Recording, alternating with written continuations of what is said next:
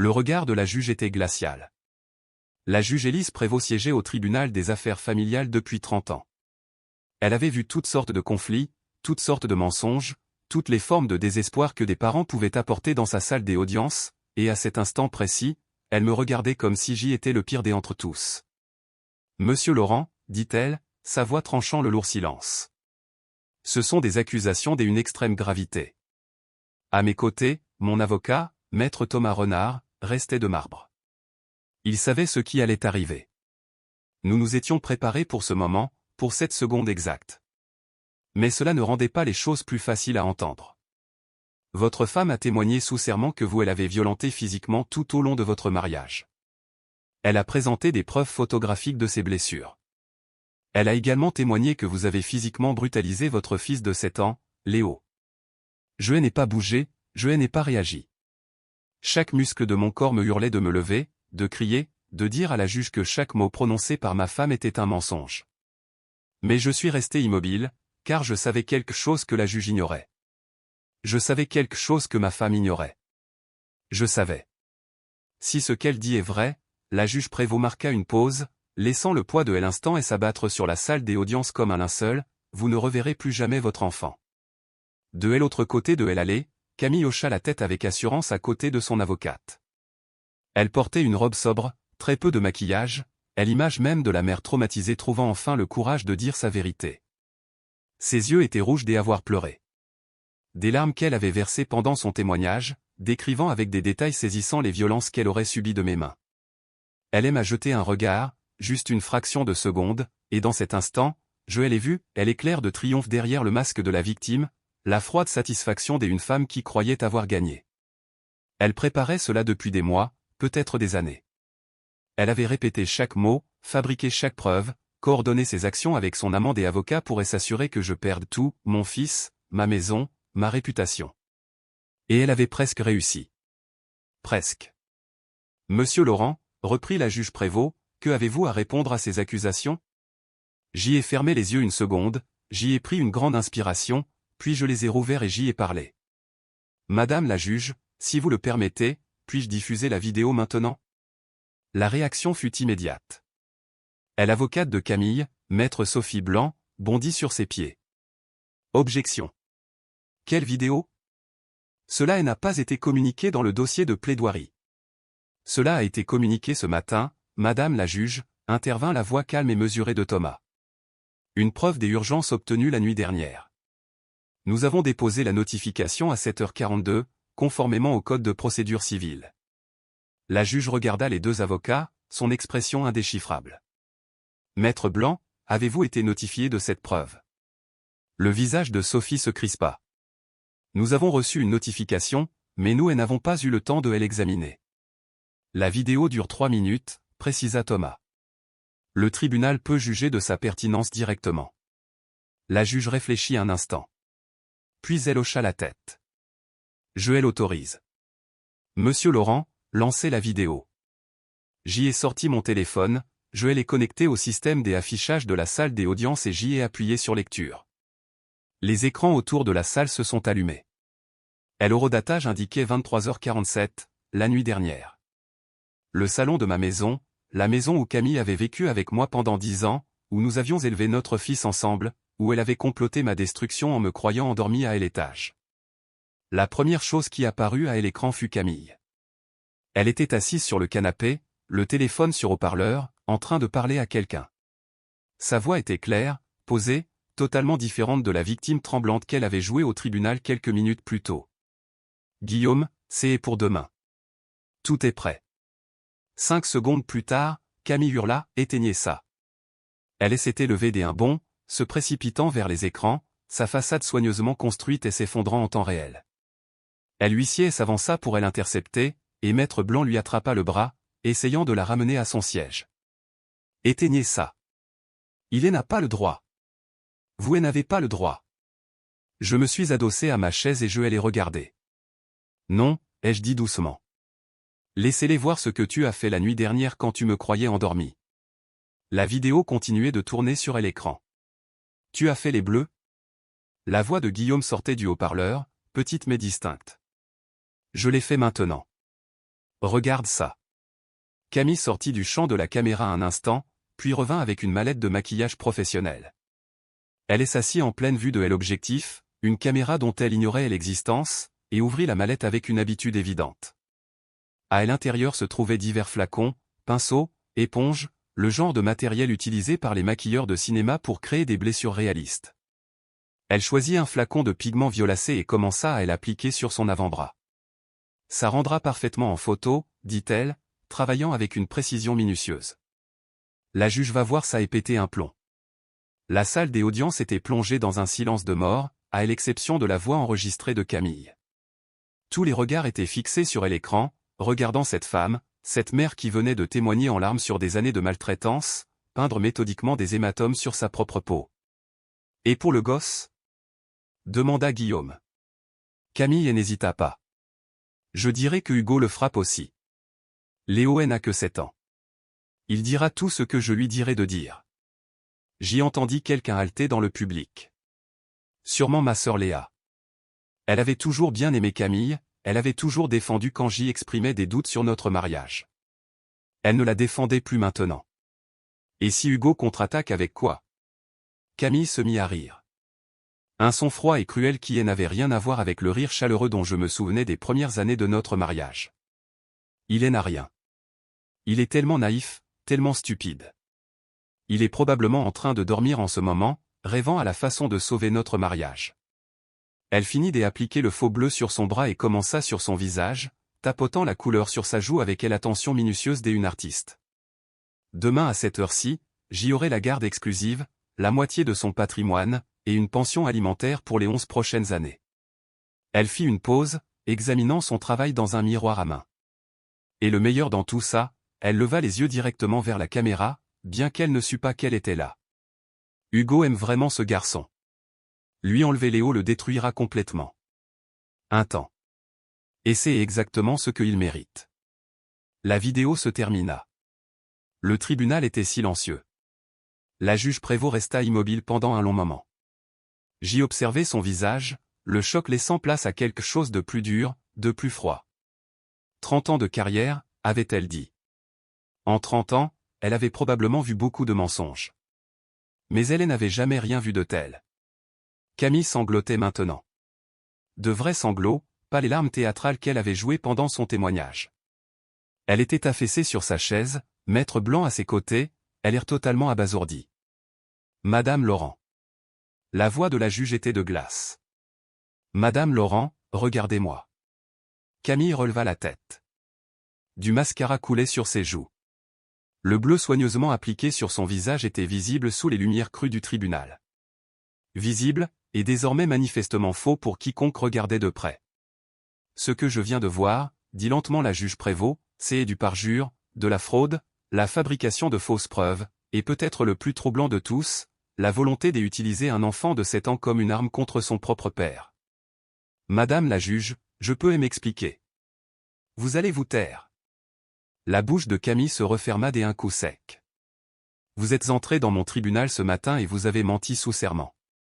Vous avez présenté des preuves fabriquées. Vous avez porté des accusations qui, si elles avaient été crues, auraient détruit un homme innocent et elle aurait séparé de son enfant pour toujours. La voix de la juge montait maintenant, ses 30 ans de professionnalisme contenant à peine sa fureur. Et vous elle avait fait avec le sourire.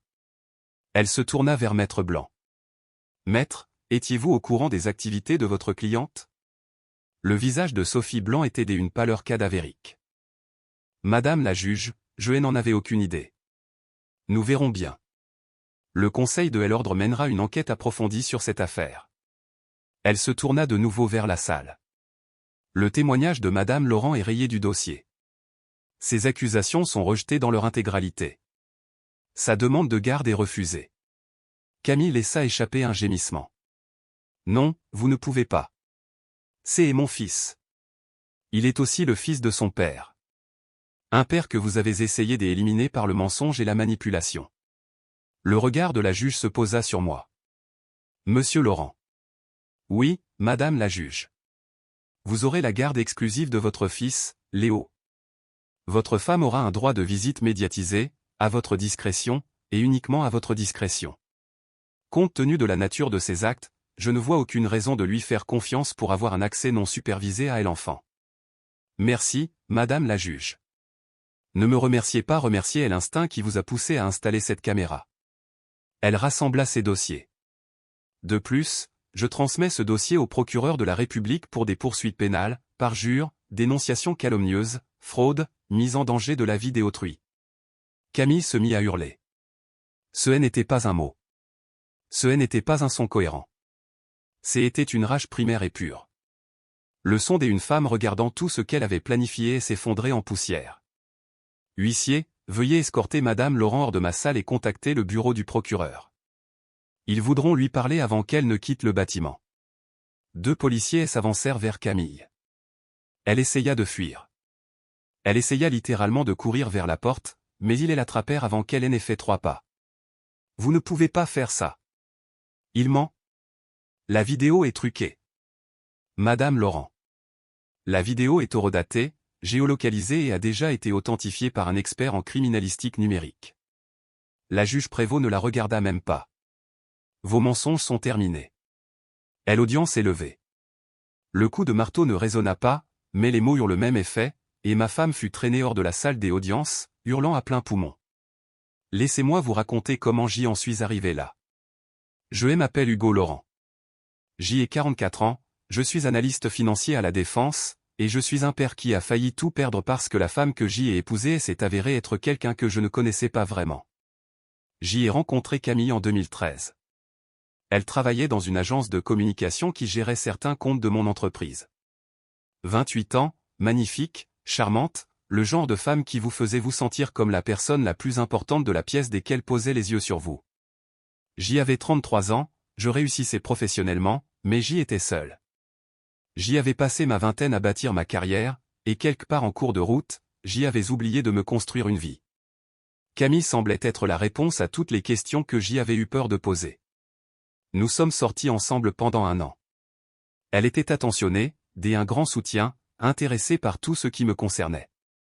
Elle est venue à la fête des anniversaires de ma sœur Léa et a conquis toute ma famille. Elle a rendu visite à ma mère Odile à l'hôpital quand elle a été opérée de la hanche. Elle a tout fait à la perfection. En 2014, nous nous sommes mariés. Une petite cérémonie avec nos amis proches et notre famille, une lune de miel en Grèce où nous nous sommes promenés dans des ruines antiques en parlant des enfants que nous aurions un jour. Léo est né en 2017, un beau bébé de 3,3 kilos. J'y étais dans la salle des accouchements quand il a pris son premier souffle et j'y ai senti quelque chose changer en moi. Quelque chose de permanent, d'irréversible. C'était mon fils, mon but, la raison pour laquelle tout le reste s'était produit. Pendant les premières années, nous étions heureux. Ou du moins, je pensais que nous l'étions. En y repensant, je vois les signes que j'y ai manqué. La façon dont l'attention de Camille vagabondait pendant nos conversations, la légère pointe d'impatience dans sa voix quand je parlais de travail, les factures de carte de crédit qui gonflaient chaque mois. Mais j'y étais occupé, distrait, trop concentré à subvenir aux besoins de ma famille pour remarquer qu'elle s'effondrait silencieusement. Les vrais problèmes ont commencé en 2021. Son nom était Guillaume Mercier, avocat. 43 ans à l'époque, marié à une femme nommée Hélène depuis 15 ans, 3 enfants. Rien de tout cela ne l'a empêché de courtiser ma femme. Ils se sont rencontrés lors d'un événement de réseautage. Camille est rentrée très excitée, parlant de tous les contacts qu'elle avait établis, des portes qui s'ouvraient, des opportunités à venir. J'y étais heureux pour elle, je la soutenais, totalement ignorant. Dans les 6 mois qui ont suivi, ils ont commencé à coucher ensemble. Je ne le savais pas consciemment, mais quelque chose au fond de mon esprit le savait. Quelque chose dans la façon dont elle tenait son téléphone, la façon dont elle éloignait de moi quand elle envoyait des messages, les réunions tardives qui s'étiraient jusqu'à minuit, les voyages des affaires qui devenaient de plus en plus fréquents. Je me disais que j'y étais paranoïaque. Je me disais qu'elle méritait ma confiance. Je me disais qu'après 8 ans de mariage, je savais qui était ma femme. J'y avais tort. La liaison s'est poursuivie en 2022, 2023 et jusqu'en 2024. Et quelque part en cours de route, la nature de leur relation a changé. Ce n'était plus seulement une liaison. C'était une conspiration. Guillaume était avocat. En droit de la famille, plus précisément. Il savait exactement comment fonctionnaient les batailles pour la garde des enfants, comment de fausses allégations de violence conjugale pouvaient anéantir le dossier des impairs, comment fabriquer un récit qui me détruirait au tribunal, et Camille avait hâte d'y apprendre. J'y ai découvert plus tard, grâce aux documents obtenus lors de l'enquête pénale, qu'il préparait cela depuis plus d'1 an. Guillaume l'a coaché sur ce qu'il fallait dire, quelles preuves créer, comment jouer la victime de manière convaincante. Il l'a même mise en contact avec maître Sophie Blanc, une avocate réputée pour ses tactiques agressives dans les divorces très conflictuels. Il construisait une machine conçue pour m'écraser, et je n'avais aucune idée de ce qui m'attendait avant janvier 2024. Le premier signe a été la mallette de maquillage. Je l'ai trouvée au fond du placard de Camille, cachée derrière une rangée de boîtes à chaussures. Du maquillage théâtral de qualité professionnelle, le genre utilisé dans les films pour créer des blessures réalistes, couleurs pour hématomes, matériaux pour cicatrices, guide des applications. Pourquoi ma femme aurait-elle un kit de maquillage professionnel pour créer de fausses blessures? Cette question me hantait. Je ne pouvais pas lui demander directement, je ne pouvais pas révéler que j'y avais fouillé dans ses affaires, mais je ne pouvais pas non plus laisser passer ça. J'y ai commencé à prêter attention de manières inédites. La façon dont elle répétait des conversations devant le miroir de la salle de bain quand elle pensait que j'y étais dans le garage. La façon dont son téléphone était toujours face cachée sur la table. La façon dont elle tressaillait, oui, elle tressaillait vraiment quand j'y entrais dans une pièce à l'improviste. Elle cachait quelque chose. Quelque chose d'énorme. En février, j'y ai installé les caméras. 3, toutes dans les pièces communes de la maison. Salon, cuisine, bureau. Tout à fait légal chez moi, sur ma propre propriété. Je n'ai rien dit à Camille parce que je ne savais pas ce que j'y allais trouver et je ne voulais pas qu'elle le cache mieux si je me trompais. Pendant 3 semaines, j'y ai vérifié les images tous les jours. Rien d'inhabituel. Camille vaquant à ses occupations, passant des appels, travaillant sur son ordinateur portable, une vie normale. J'y ai commencé à douter de moi-même. Peut-être que j'y étais paranoïaque. Peut-être que le kit de maquillage servait à un but innocent que je ne comprenais pas. Peut-être que je détruisais mon mariage en soupçonnant ma femme de choses qu'elle ne ferait jamais. Puis est arrivé le 14 mars, la veille de l'audience devant le juge aux affaires familiales. J'y ai dit à Camille que j'y allais me coucher tôt. Grosse journée demain, ai-je dit en bâillant de manière exagérée. J'y ai besoin de me reposer. Elle a souri, ce sourire parfait et travaillé que je reconnaissais maintenant comme son visage de représentation. Bien sûr, mon chéri. Je monte bientôt. J'y ai juste du travail à terminer. Je suis monté à l'étage, j'y ai fermé la porte de la chambre, j'y ai éteint les lumières. Puis j'y ai sorti mon téléphone et j'y ai ouvert l'application des caméras. La caméra du salon montrait Camille assise sur le canapé, exactement là où je l'avais laissée. Elle regardait son téléphone, jetant de temps en temps un coup d'œil vers les escaliers, s'assurant que j'y étais vraiment parti. À 23h47, elle a passé un appel. Guillaume, c'est pour demain. Tout est prêt. Mon sang n'a fait qu'un tour. Pendant les 20 minutes qui ont suivi, j'y ai regardé ma femme planifier ma destruction. Je l'ai regardée s'appliquer de faux bleus sur la peau avec l'aisance de quelqu'un qui elle avait déjà fait. Je l'ai écouté discuter de la façon d'utiliser notre fils de 7 ans comme une arme contre moi. Je l'ai entendu rire du fait que j'y étais si crédule et si stupide, et j'y ai tout enregistré. Quand elle est finalement allée se coucher à minuit 30, j'y étais toujours éveillé, fixant mon téléphone, repassant les images encore et encore. Elle s'est allongée près de moi dans l'obscurité. En quelques minutes, elle s'est endormie. Le sommeil paisible de quelqu'un confiant dans sa victoire. Je n'ai pas fermé l'œil de la nuit. Au matin, j'y avais envoyé les images à Thomas, consulté un expert en criminalistique numérique pour les authentifier, et déposé la demande de pièces en urgence auprès du tribunal. Maintenant, il était temps de laisser Camille refermer son propre piège sur elle. Le matin de l'audience, Camille était radieuse. Elle se déplaçait dans la maison avec une excitation à peine contenue, choisissant sa tenue avec soin, pratiquant ses expressions de mère inquiète devant le miroir. Elle n'avait aucune idée que j'y avais tout vu. Aucune idée que la performance qu'elle s'apprêtait à donner avait déjà été démasquée. « Tu es nerveux » m'a-t-elle demandé au petit déjeuner, sa voix dégoulinant de fausse compassion. Un peu. Ne t'inquiète pas, peu importe ce qui se passe, je veux juste ce qu'il y a de mieux pour Léo. Le mensonge glissait si facilement de ses lèvres. Combien d'autres mensonges m'avait-elle raconté au fil des ans? Combien de fois avais-je cru à des mots qui ne signifiaient rien? Je sais, ai-je répondu. Moi aussi, je veux ça. Nous avons conduit au palais de justice séparément, elle avec Maître Blanc, moi avec Thomas.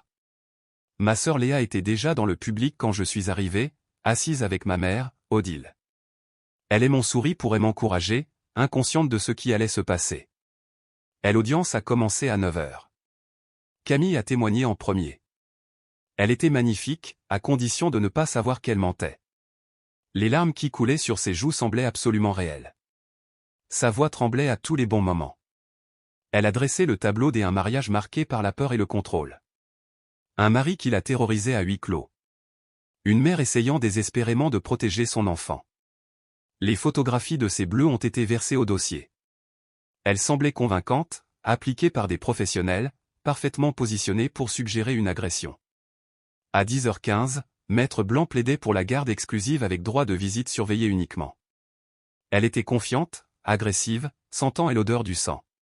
À 10h30, la juge Prévost me regardait comme si j'y étais un monstre. Et puis, elle a livré son ultimatum. Si ce qu'elle dit est vrai, vous ne reverrez plus jamais votre enfant. Camille a hoché la tête avec assurance, et j'y ai prononcé les mots qui allaient tout changer. Madame la juge, puis-je diffuser la vidéo maintenant? La suite ne fut que chaos. Camille a été arrêtée avant même d'avoir quitté le bâtiment. Le bureau du procureur a agi vite.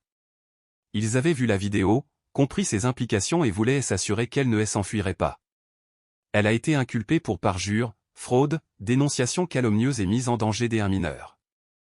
Guillaume Mercier a été arrêté 2 jours plus tard.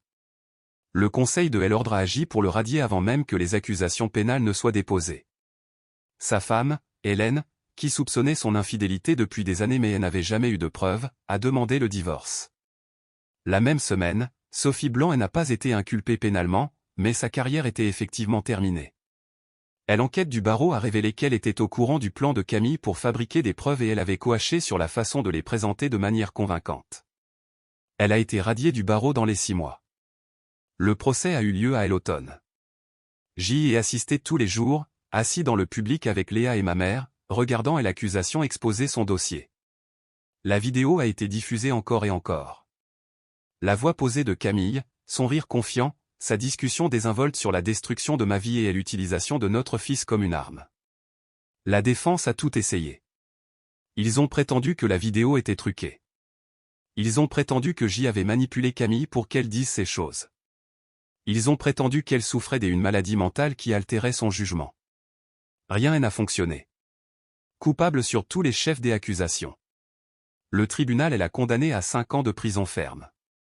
Elle a pleuré quand le verdict a été lu, mais cette fois, il n'y avait aucune compassion dans la salle. Tout le monde avait vu de quoi elle était capable. Tout le monde savait qui elle était vraiment.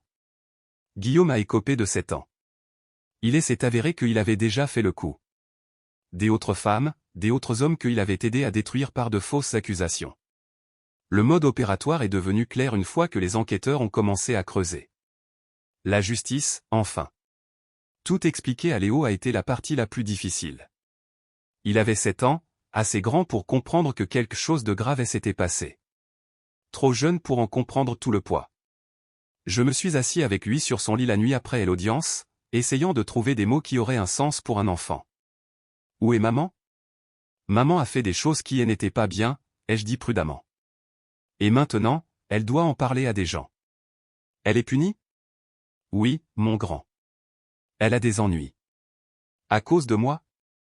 La question m'a brisé le cœur. Un enfant de 7 ans se demandant déjà s'il était d'une façon ou d'une autre responsable des crimes de sa mère. Non. Je l'ai pris dans mes bras, je l'ai serré fort. Pas à cause de toi. Jamais à cause de toi. Maman a fait des choix qui n'ont rien à voir avec toi. Tu n'as rien fait de mal. Elle me manque. Je sais. Je sais qu'elle te manque.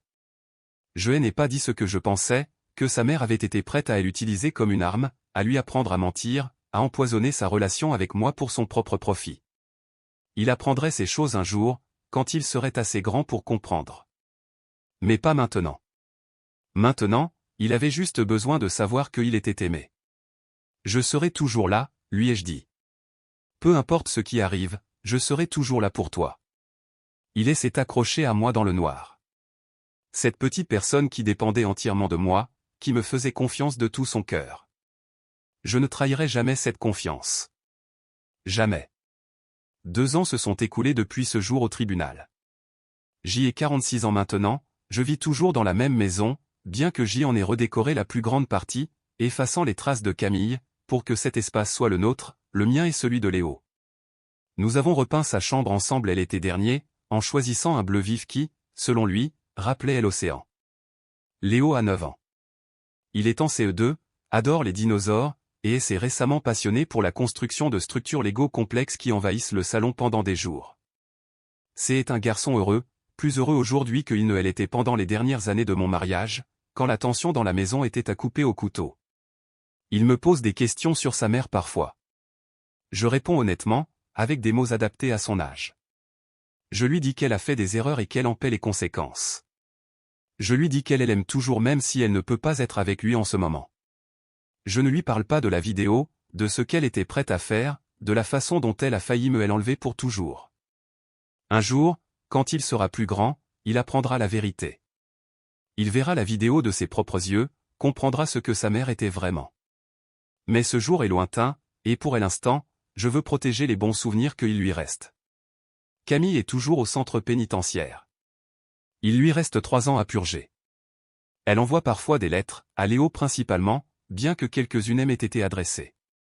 Je lis attentivement celles pour Léo, en m'assurant qu'elles ne contiennent rien de manipulateur ou de nuisible. La plupart d'entre elles sont normales, des déclarations des amours génériques, des questions sur l'école et les copains.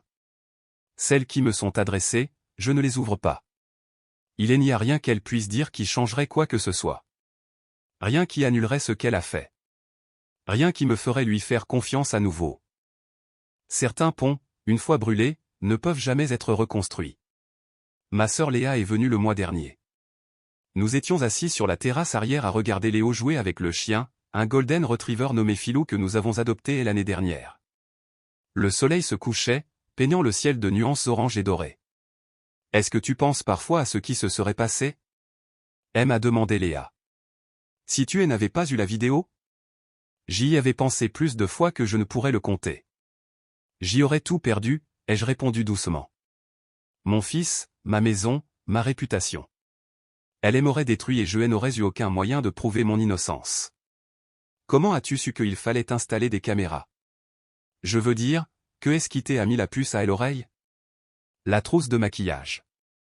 Je l'ai trouvée cachée dans son placard.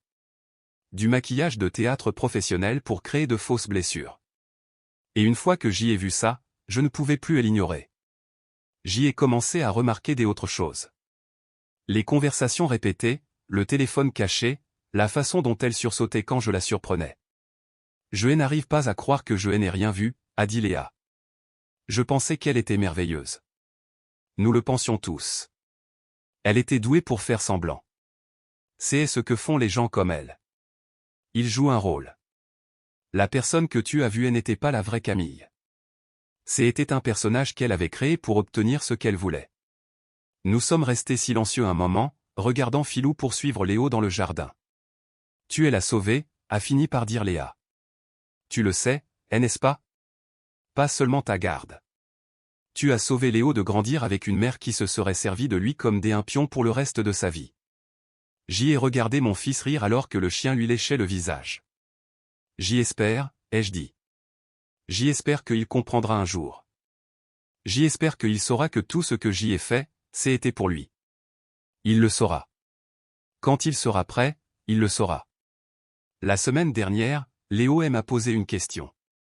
Nous dînions.